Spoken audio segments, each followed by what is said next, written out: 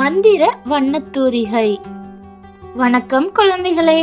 இன்று நம்மிடம் ஒரு அற்புதமான மாயக்கதை இருக்கிறது. ஒரு சிறுவன் மற்றும் ஒரு மந்திர வண்ணத்தூரிகை பற்றி அருமையான கதை. சரி குழந்தைகளே, கதைக்குள் செல்வோமா?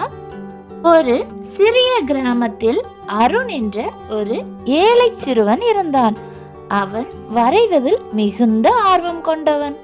ஆனால் அவனுக்கு வண்ணத்தூரிகையும் தாளும் இல்லை. அவன் மணலில் குச்சியால் வரைந்து மகிழ்ந்தான். ஒரு நாள் ஒரு வயதான தாத்தா ஒரு கனமான விறகு கட்டைகளுடன் போராடுவதை அருண் பார்த்தான். அவன் உடனே ஓடிச் சென்று அவருக்கு உதவினான். தாத்தா மகிழ்ச்சியுடன் சொன்னார், நீ ஒரு நல்ல பையன். இதோ இந்த வண்ணத்தூரிகை வைத்துக்கொள். இது மந்திர வண்ணத்தூரிகை. நீ வரையும் எல்லாம் உண்மையாக மாறும். அருண் ஆச்சரியத்தில் உறைந்தான். அவன் வீட்டுக்கு போய் ஒரு அப்பத்தை வரைந்தான். அது உண்மையாக மாறிவிட்டது. அதன் பின் பல பழங்கள், விளையாட்டு பொருட்கள் மற்றும் ஆடைகள் வரைந்தான். எல்லாம் உண்மையாக மாறியது. அவன் கிராம மக்களுக்கு எல்லாம் கொடுத்தான். அனைவரும் மகிழ்ச்சியுடன் வாழ்ந்தார்கள். ஆனால் அருகிலுள்ள கோட்டையில் ஒரு பேராசையான பணக்காரர் இருந்தார்.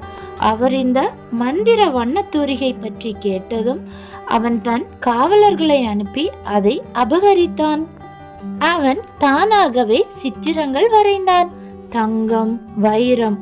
ஆனால் எதுவும் உண்மையாய் மாறவில்லை. அவன் கோபமடைந்து அருணை அழைத்து கட்டளையிட்டான், ஒரு பொன் அரண்மனை வரை.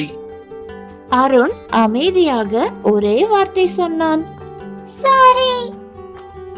அருண் ஒரு பெரிய கடலை வரைந்தான். அதில் ஒரு சிறிய படகும் வரைந்தான். இதை பார்த்த பணக்காரர் கேட்டார், அரண்மனை எங்கே?